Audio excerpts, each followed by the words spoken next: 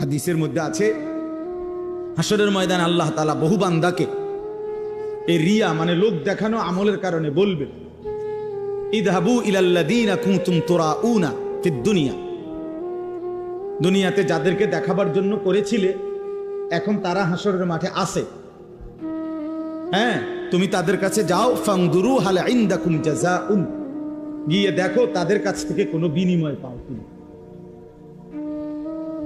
তুমি যাদেরকে দেখাইবার জন্য করছিলা তারা আছে এখন হাসরের মাঠে, যাও ওদের কাছে গিয়ে তোমার কর্মের বিনিময় যাদেরকে দেখাইবার জন্য করছিলা ওদের থেকে নাও, আমার থেকে নিবা কেন? আমার জন্য তো করো নাই। বুঝছেন নি ফেসটাম নেই তো আল্লাহ তাআলা যদি প্রত্যাখ্যান করে তো কে বিনিময় দিবে? কঠিন ব্যাপার এটা। কোরআন শরীফে আছে স্পষ্ট, আল্লাহ তাআলা বলছেন, ওয়ালা ইউশরিক বিইবাদাতি রাব্বিহি আহাদা, আমি আল্লাহর কোন ইবাদতের মধ্যে সামান্যতম কাউকে অংশীদার বানানো যাবে না, বানানো যাবে। একটা মাহফিল করমু এরুম বক্তা আনমু দরকার হলে হেলিকপ্টার দিয়া দেখাইয়া সারুন, যদি বাপের বেড়া হইয়া থাকে, হ্যাঁ তো দেখাইলে না, বাপের বেড়াও হইলেন আমরা, সবই ঠিক আছে। তারপরে বুঝেন না আমার কথা, 30 লাখ টাকা খরচ হইল, একবারে দেশ চুক্তি, মানুষ লাড়া খাইলো, সারা বিশ্ব দেখলো জানলো, তো এরপরে কি? এই মানুষ, এই সমস্ত 800 কোটি মানুষের কাছে কোনো বিনিময় আছে? তাদের তো কোনো যোগ্যতা নাই, তারা তো আমার এই কর্মের কোনো প্রতিদান দিতে পারবে না, তো আমি তাদেরকে দেখাইয়া লাভ হইল কি? এটা বুঝার ব্যাপার। এই জন্য আমার ভাই, আমি জানি ছেলেরা কষ্ট করছে, আমাদের প্রিয় ভাই নাহিদ, আমি মূলত ওই ভাইয়ের অনুরোধেই ডেট দিছি। তো বাস্তবতা হলো, আপনাদের কাছে এটা বুঝাইতে চাই সবসময়, নওজোয়ান ছেলেদের কাছেও আমার অনুরোধ, ভাই নেক কাজ, এই যে একটা মাহফিলের ইন্তজাম করা, কোরআন সুন্নাহর ইন্তজাম করা, কথা শুনবার, এটা কিন্তু একটা আমল। কি বলেন, এটা একটা নেক আমল না? এটা আল্লাহর জন্য হওয়া চাই।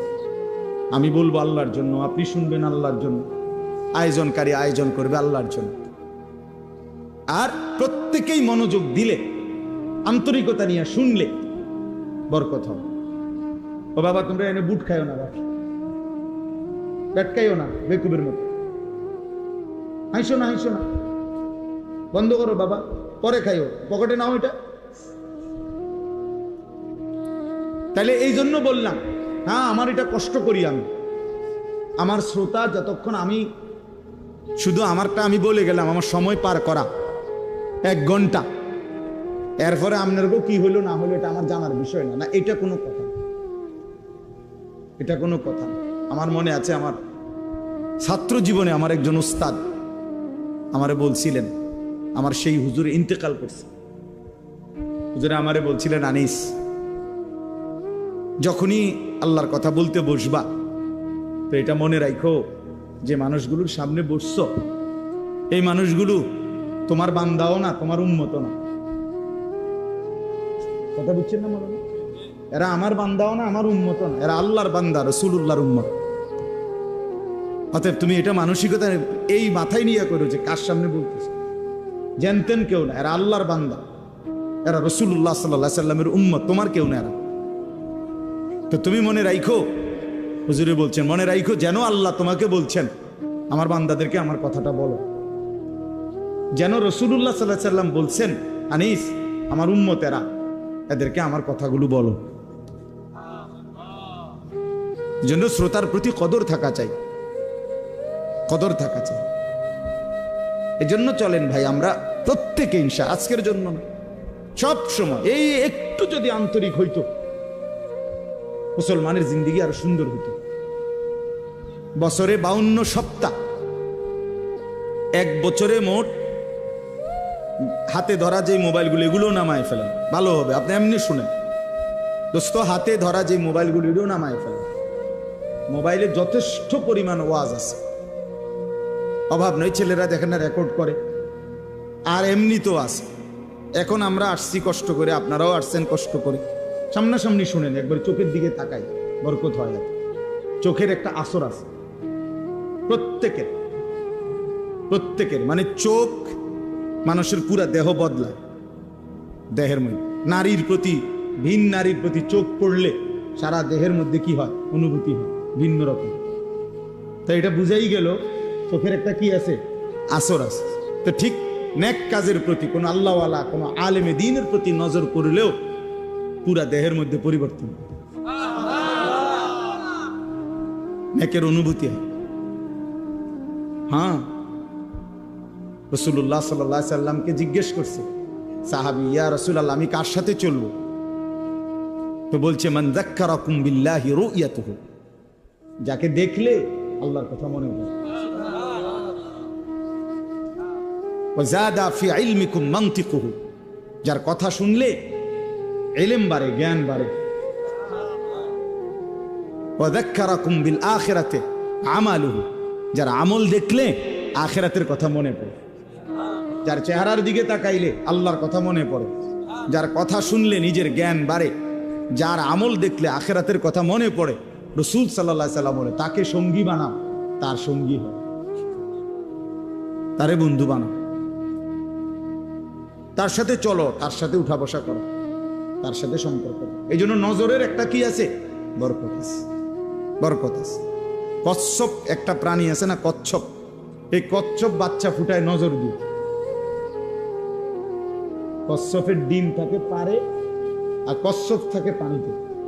ওইখান থেকে সে শুধু চোখের দৃষ্টি দিয়া ডিমের দিকে তাকায় থাকে। এই নজরের বরকতে কিছুদিন পর ডিমের থেকে বাচ্চা ফুটে। হ্যাঁ, এজন্য নজর বদলায়। গুনার নজর গুনার প্রতি প্রভাবিত করে, নেক কাজের নজর। আল্লাহর ঘর দেখলে, কাবা শরীফ, মালিকের ঘর দেখলে চোখে পড়লেই কলিজা ছিঁড়ে যায়, চোখে পড়লেই কালো গিলাফ আশেক পাগল হয়ে যায়, হেবে দিছে, কথাবার্তা সবকিছু এলোমেলো হয়ে যায়।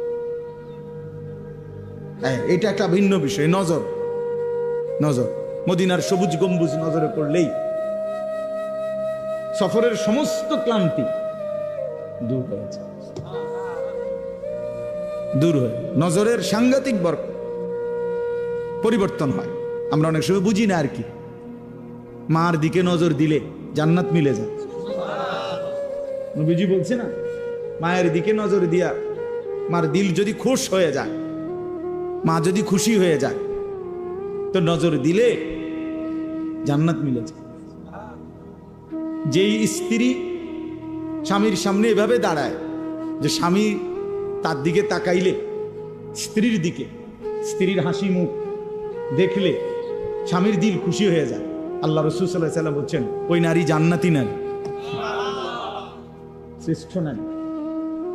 হ্যাঁ, এই নজর। নজর মানে মহিলা এভাবেই স্বামীর সামনে পেশ করছে নিজেকে, যে স্বামীর দিল তাকাইছে, রে ইজা নাযারা ইলাইহা সাররাত, নজর। এরকম অনেক উদাহরণ দিলাম। এই জন্য ভাইয়া সবাই এটা খেয়াল করা। ওই যে এই অপদার্থ, এটা বুঝলাম, এইটারে আলবিদা রাখছে। এখন কেমন লাগলো কথাটা শুনছ? আমি তো সুন্দর করেই বলছিলাম। হ্যাঁ, অনেকেই আছে গাদ্দার, মানসিকতাটা হলো এমন যে তুই বেটা ইতান হুজুর মুজুর বেটা, থো এতে বালা কত হুজুর দেখছি বেটা। এটা এক ধরনের মানে মানসিকতাটার মধ্যে একটা তেড়ামি বা, যে যা বলুক আমি আমার মতো। এটা বর্তমান ইয়াং ছেলেদের অনেকের মানসিকতা এমন, যে ভদ্রতা, শালীনতা, বংশের, মা বাবার, ধর্মের, কোরআনের, ইসলামের, ব্যক্তিত্বের, মানবিকতার কোনো ইজ্জত, সম্মান, ভদ্রতা থাকুক বা না থাকুক, আমি আমারটা করি। কাঁদতে কেরুম লাগছে এটা তোমার বুঝ, আমার তো কিচ্ছু লাগছে না। বড় সাংঘাতিক, অনেক বড় অধপতন। মনে রাখবা ভাই, ছেলেদেরকে বল যে তোমার কাছে কোনোটাই আলাদা কোনো ফিলিংস করে না। এখানে আমার চাচা আছে, বাবা আছে, দাদা আছে, এখানে দাড়িওয়ালা মুরব্বী আছে, ওলামায়ে কেরাম আছে, হ্যাঁ, এটা মাহফিল, না আমি আমার মতো, আমি যেমন আছি তেমনই। এই যে মানসিকতা, এটা কিন্তু অনেক বড় মুসিবত, বিপদ, অনেক বড় বিপদ। পরিবেশের কারণে মানুষ আসর হয়। as-suhbatu muta'aththira, আরবিতে বলে যে সাহচর্য, সংস্পর্শ প্রতিক্রিয়াশীল। যে জিনিস যার সংস্পর্শ পায়, ছোঁয়া পায়, ওইটার আসর তার মধ্যে আসে। যেমন আতর লাগাইলে বাতাসের মধ্যে অন্যের নাকে যে আতরের ঘ্রাণ লাগে, এটা বাতাসের থেকে লাগে, নাকি এবার গায়ে তো এবার লাগাইছে না, নাক লাগাইছে না।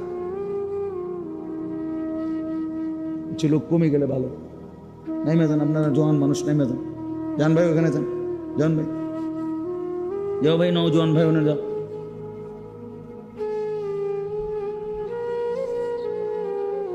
তো এই কারণে কোনোখানে পেশাব পায়খানা থাকলে ওইখানের বাতাসেই বোঝা যায় না দুর্গন্ধ, মানে দুর্গন্ধটা লাগছে বাতাস থেকে। এই জন্য দোস্ত আমার, বন্ধু আমার, সাহচর্য, সংস্পর্শ প্রতিক্রিয়াশীল।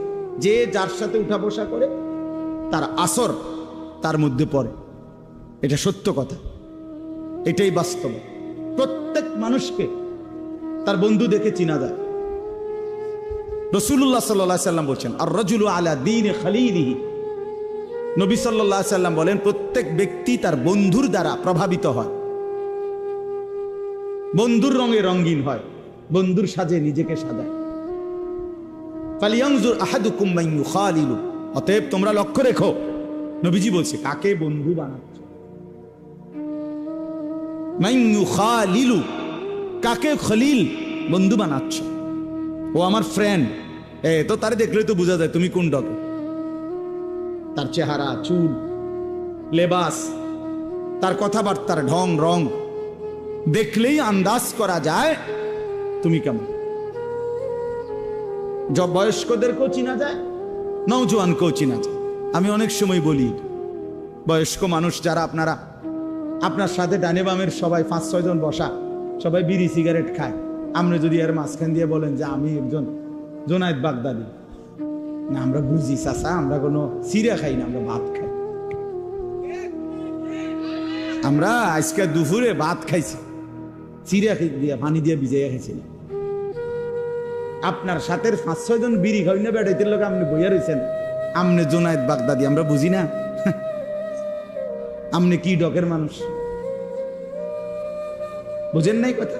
হ্যাঁ, এটাই বাস্তবতা। বন্ধু দেখে মানুষ চিনা যায়, সঙ্গী দেখে মানুষ চিনা যায়,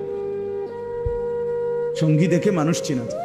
রাসূলুল্লাহ সাল্লাল্লাহু আলাইহি সাল্লাম বলছেন, লা তুসাহিব ইল্লা মুমিনান, মুমিন ছাড়া কাউকে বন্ধু বানাইও না। ওয়ালা ইয়াকুল মালাকা ইল্লা তাকিয়ুন, মুত্তাকি আল্লাহওয়ালা দিনদার ছাড়া নিজের মাল, নিজের সম্পদ মহব্বত ভরে কাউরে খাওয়াইও না। ঠেকাই পয়রা, বিপদে পয়রা, কোনো কারণে হইতে পারে, তার ভয়ে, তার আতঙ্কে, তার প্রভাবের কারণে তারে কিছু খাওয়াইলাম, দূর খাওয়াইলাম। কিন্তু আরেকটা হইলো আন্তরিকতা নিয়ে, মহব্বত নিয়ে, দরদ নিয়া, ভালোবাসা নিয়া। রাসূলুল্লাহ সাল্লাল্লাহু আলাইহি সাল্লাম বলেন, খাওয়াইবা তাকে যে তাকি মুত্তাকি, যেন আমার এই সম্পদটা, এই টাকাটা যার পিছনে ব্যয় করলাম কাজে লাগবে, লোকটা নামাজি। আর আমি দেখি সিটার বাটফার, এই বাটফার রেখা ভাই আমার লাভ, বুঝছেন না কথাটা? আমি দেখতেছি, আমি দেখি যে কথায় কথায় গালি দেয়, বিড়ি সিগারেট খায়, টেলিভিশনে নাটক সিনেমা দেখে, হারামের সাথে জড়িত, আল্লাহর নাফরমানির সাথে জড়িত। এই নাফরমানের পিছনে আমার সম্পদটা খরচ করে ফায়দা কি? আল্লাহ আমাদেরকে বুঝার তৌফিক দান করে। চলেন তাহলে এই কথাগুলো বললাম সংক্ষিপ্ত। মূলত 1 নম্বর কথা ছিল, আল্লাহর কথা আন্তরিকতার সাথে, আদবের সাথে শোনা উচিত। জওয়ান হোক, বয়স্ক হোক, প্রত্যেকে, মুরব্বী, বয়স্ক, চাচা, আপনাদেরকেও বললাম, বসে বসে জিমাইবেন জুমার নামাজের বয়ানের সময়, আপনি যে আছে, যে রুম আছেন এই রুমে থাকবেন। আপনার কপালে আর পরিবর্তন হবে না, কারণ আপনার পরিবর্তন হইব কি দিয়ে? আপনি তো জুড়ান। নওজোয়ান ছেলে, তুমি পিছনে বৈশা মসজিদে শুধু ঠেলাঠেলি করলা, দুষ্টমি করলা, মোবাইল টিফলা, বা নিজেরা বন্ধু বান্ধব কথা বললা, ইমাম সাহেবের বয়ানও শেষ, খুতবাও শেষ, তো তোমার কপালে আর পরিবর্তন হবে। দাখালা জাহিলান খারাজা যা, ঢুকছো মূর্খ, বাইরে হয়েছে কি, ঢুকছে যেমন বিড়ি হালাইয়া, বাইরে আবার বিড়ি দাঁড়াইছে। বুঝছে? ঢুকবার আগেও গাইলেই আইছে, বাইর হইয়া গিয়ে আবার গাইলে আইছে। আস্তাগফিরুল্লাহ। আল্লাহ আমাদেরকে মাফ করে দেন। আল্লাহর কথা দিল দিয়া শুনুন, আমার একটা কথা না, শুন সবার সবার কথা। জুমার বয়ান, ওলামায়ে কেরামের নসিহত আন্তরিকতার সাথে শুনলে ইনশাআল্লাহ ধীরে ধীরে জিন্দেগি পরিবর্তন। নিজে নিজে জীবন পরিবর্তন হয় না, কসম আল্লাহ, নিজে নিজে হবে। পৃথিবীর সমস্ত দামি কিতাব, পৃথিবীর সমস্ত আরবি বই, পৃথিবীতে সমস্ত ভালো কিতাবগুলোও যদি একাকী কেউ কিনে নিজে নিজে পড়ে ফেলে, তারপরেও সে নিজে নিজে উত্তম আখলাক, পুরা দিন মানা সম্ভব হবে। পারতেন না? আমি চ্যালেঞ্জ করলাম, না হলে আমি কিনে দেবো, আপনি পড়ে। আল্লাহ রহমতে আপনি কিনে দেওয়ার মতো সামর্থ্য আমার আছে। কয় হাজার টাকার কিতাব লাগবে, কিনে দিন না। কোনো আল্লাহওয়ালা, কোনো আলেমে দ্বীন, কোনো মুত্তাকি, জীবন্ত কোনো ব্যক্তির সংস্পর্শ লাগবে। 2 রাকাত নামাজ আপনি নিজে বাংলা বই পড়ে বুঝতেন না, একের যদি ছবিও দেয় হইতো না। তাইলে দুনিয়ার সমস্ত মহিলা এই ছবিতে আর বইতে দেখে দেখে রান্না শিখালেন, তাহলে শাশুড়িকে শিখে লাগবে। কিন্তু দুনিয়ার সমস্ত বৌদের নিয়ম কি? নিয়ম তো এইটা না যে শাশুড়ির লগে কয়দিন কি করে, 3 মাস 6 মাস মহিলারা রান্না শিখে। এই জন্য দয়া করে আমরা প্রত্যেকেই এটা বুঝতে হবে, ওলামায়ে কেরামের সাথে যাদের আন্তরিক পূর্ণ সম্পর্ক নাই, তারা সহি সঠিক বিশুদ্ধ আমল থেকে বঞ্চিত হয়, বঞ্চিত। অনেক লোক আছে লজ্জায়, শরমে, অথবা একটু আনইজি ফিল করে, অথবা কিছুটা অহংকারী কারণে নিজের নামাজ, নিজের ওযু, নিজের সূরা কেরাত কেউ রে শুনায় না কোনো আলেম। হাবড়া হাবড়া রেডি পড়তে আছে, কিতা জানি পড়ে না রে বাপ, ঠিক না। আমনে বুঝেন না ইমাম সাহেব সূরা কেরাত পড়ে কেমনে, আমনে পড়েন কেমনে? আমনে তো এটা আন্দাজ হওয়া উচিত, কিরে হুজুরে পড়ে যেভাবে আমি তো পড়ি এরকম না, তাইলে হুজুরেরটার মতো যে আমার শুদ্ধ হয় না। এখন আমি যেমনি ভুল পড়িয়ে এটা দিয়া বেহেস্ত মিলবো কিনা, এটা আপনি বুঝছেন নি আগে? আমার কথাটা বুঝছেন? ইমাম সাহেব কোরআন শরীফ পড়লে শুদ্ধ পড়তে হবে, আর আমনে মুক্তাদির কোরআন শরীফ অশুদ্ধ হইলেও চলবে। আমনে বেহেস্তে যাইতে হইলে ভুল কোরআন শরীফ পড়ে যাইবেন, আর আমি বেহেস্তে যাইতে হইলে শুদ্ধ কোরআন শরীফ পড়ে যাইতে হইবে। এই বেইনসাফি হলো কেন? কথা বুঝেন নাই? কি ব্যাপার? আমি নামাজ ঠিক করে পড়তে হইব, আমার সূরা কেরাত দোয়া কালাম আমি সব ঠিক কইরা তারপরে বেহেস্তে যাওয়ান লাগবো। আর আমনের সবগুলো ভুল নিয়া আমনে বেহেস্তে যাইবেন গা, বেহেস্তে এরকম মামুর বাড়ি হয়ে গেল কেমনি? এতটা সহজ হয়ে গেল কিভাবে? আমার শায়েখ আল্লামা মুফতি মুশতাকুর নবী সাহেব এই জন্য বলে, জান্নাত এতটা কঠিন না, অর্জন করা যাবে না, আবার এতটা সহজ না যে বিনা মেহনতে আমনে যাইবেন না। বুঝেন নাই আমার কথা? জান্নাত এতটা অসম্ভব নয় যে মেহনত কইরাও আমল করেও জান্নাতে যাওয়া যাবে না, না জান্নাত এত কঠিন না। আবার এতটা সহজও না যে টাকা 200 ইমাম সাহেবরে দিয়া আপনি বেহেস্তে যাইবেন, না না না, এটা আমনের চাচার শ্বশুর বাড়ি না। এর জন্য কোরআনুল কারীমের মধ্যে সমস্ত জায়গায় আছে, বারবার আল্লাহ তাআলা বলছে জান্নাতের বিনিময় বান্দা কেন দিলাম তোমারে, জান্নাত কেন দিলাম, কেন দিলাম, কেন দিলাম, জাযাআম বিমা কানু ইয়ামালুন।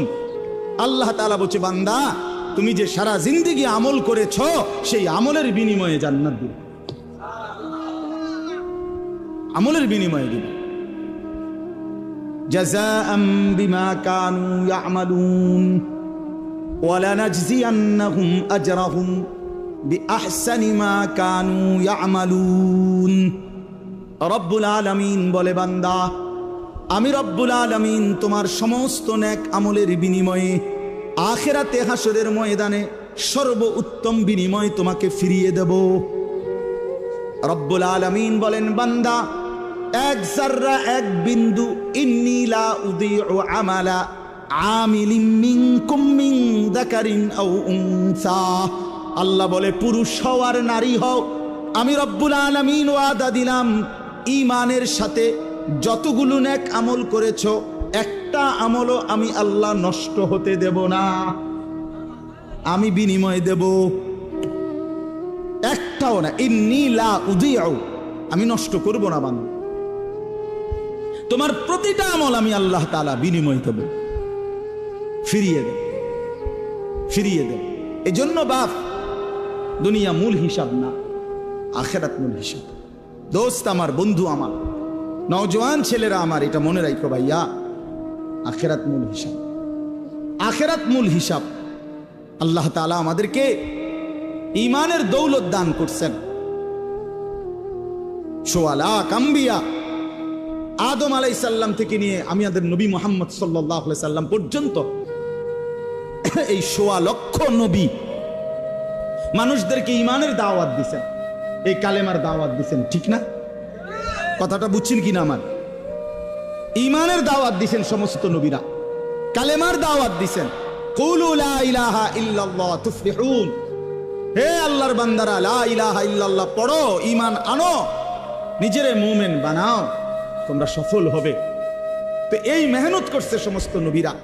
এখন দেখেন, সেই আল্লাহ রাব্বুল আলামিন সোয়া লাখ নবী পাঠাইছেন এই ঈমানের দাওয়াতের জন্য। আল্লাহ তাআলা আমাকে বলতেছেন, আনিস, সেই ঈমান আমি রব্বুল আলামিন তোকে জন্মসূত্রেই এক মুসলমান পবিত্র মায়ের ঘরে জন্ম দিয়ে এই ঈমান এমনি দিয়ে দিয়েছেন। কায়নাতের সবচেয়ে দামি খোদার কসম, এই আসমান ও জমিনের সারা সৃষ্টি মখলুকাতের আল্লাহর জগতের সমস্ত কিছুর মধ্যে সর্বশ্রেষ্ঠ সবচেয়ে দামি সম্পদ ঈমান, লা ইলাহা ইল্লাল্লাহ। এটা যার জবানে, এটা যার কলিজায়, এটা যার জিন্দেগিতে, এটা সর্বশ্রেষ্ঠ নিয়ামত। আর সেইটাই সবচেয়ে দামি বস্তুটা আল্লাহ তাআলা এমনি দিয়ে দিয়েছে। আমারে যেন মায়ের পেট থেকে যেদিন বের করছেন, আল্লাহ যেন বল, জানিস এটা সাথে নিয়ে যা, ঠিক না? ৭২ বছর বয়স্ক মুরব্বী চাচা আমি দেখছি, ৭২ বছর বয়স, হিন্দু, তার 2 ছেলে কালেমা পড়ছে। ছেলেরা রাত দিন কাঁদে। আমি 3 জন আলেম নিয়ে ওনারে দাওয়াত দিছি, কালেমার দাওয়াত দিছি ছেলেদের অনুরোধে। 2.5 ঘন্টার মতো ওই চাচারে বলছি, চোখের পানি ফেলে আমি কাঁদছি। ওই চাচা একবারও জবান দিয়া কালেমা বলেন। আমি কাঁদছিলাম, তো আমার সাথীদের কাছে বলছিলাম, দেখেন আল্লাহ তাআলা ৭২ বছর বয়স এই লোকটার, কোনদিন মালিকের নামটা তার জবান দিয়ে বাইর হয় না। আর আল্লাহ তাআলা আমাদেরকে সেই ছোট্টবেলা থেকে কত হাজারবার, লক্ষবার এই ঈমান, এই কালেমা লা ইলাহা ইল্লাল্লাহ, এটা উচ্চারণের তৌফিক দান করছে। এই সৌভাগ্য, খোদার কসম, এই সৌভাগ্য কি দিয়া বিনিময় দিবেন? আল্লাহ যেটা আমগরে দিলেন, আল্লাহ যদি বলে বান্দা এর কিছু বিনিময় দাও, রাসূলুল্লাহ সাল্লাল্লাহু আলাইহি সাল্লাম বলেন, 7 আসমান ও জমিন যদি এক পাল্লাতে রাখা হয়, আর কালেমা লা ইলাহা ইল্লাল্লাহ যদি এক পাল্লাতে রাখা হয়, আল্লাহর কসম নবী বলেন কালেমা লা ইলাহা ইল্লাল্লাহর পাল্লাটাই ভারী হয়। তাইলে বলেন, তাইলে আপনি এখন আর কি দিয়ে মূল্য দিবেন? আর মনে করেন আপনারে সারা পৃথিবীর চাবিটা দিয়ে দিল, 7 আসমান জমিনের চাবিটা দিল, আপনি মালিক হইলেন। তা আল্লাহ তাআলা বললেন, বান্দা ঈমানের পাল, আমি যে ঈমান দিছি এইটার দামটা শোধ দাও। তা আপনার কাছে আছে মনে করেন 7 আসমান জমিন, এই পুরাটার চাবিটা, তো বলে আল্লাহ আপনার আমি এটা দিলাম, কিন্তু এটা তো ওই কালেমার সামনে অনেক নিচে পড়ে থাকবে, নিয়ামতের, এত দামি নিয়ামত আল্লাহ তাআলা আমাদেরকে দিছেন। এই ঈমান যাকে আল্লাহ দিছেন, মুসলমান যাকে আল্লাহ বানিয়েছেন, আমার ভাই, আমার এই কথা অল্প গদ্দুর কথা, মনোযোগ দিয়ে শুনেন। আল্লাহ তাআলা যাকে ঈমানের দৌলত দিছেন, কালেমার সম্পদ দিছেন, আমাদেরকে মুসলমান পরিচয় দেওয়ার মতো নিয়ামত দিছেন, আমরা বলতে পারি, বলি, রাত দিন নিজের পরিচয় দেই মুসলমান। আমাদেরকে আল্লাহ তাআলা এই শ্রেষ্ঠতম নিয়ামত দিয়ে আল্লাহ তাআলা ওয়াদা দিছেন, বান্দা তুমি একটা, আমি তোমারে এমনিতেই দিলাম, এই যে ঈমান এমনিই দিছি, আর একটা জিনিস তুমি আমারে বুঝাইয়া দাও, বিনিময়ে আমি আল্লাহ আমার অনন্তকালের জান্নাত তোমারে বুঝাই দেব, তোমারে বুঝাই দেব। আল্লাহ তাআলা বলছেন। মনে করেন, বিশ্বাস করেন, আমার বাবাদেরকেও বলি, ভাইয়া তোমাদেরকেও বলি, যে মুসলমান হওয়ার পরে আখিরাত বুঝে না, সে কোনো মুসলমান না, আসলেই না। হয় কোনো মুসলমানে না, হয় কোনো ইমানদারে না।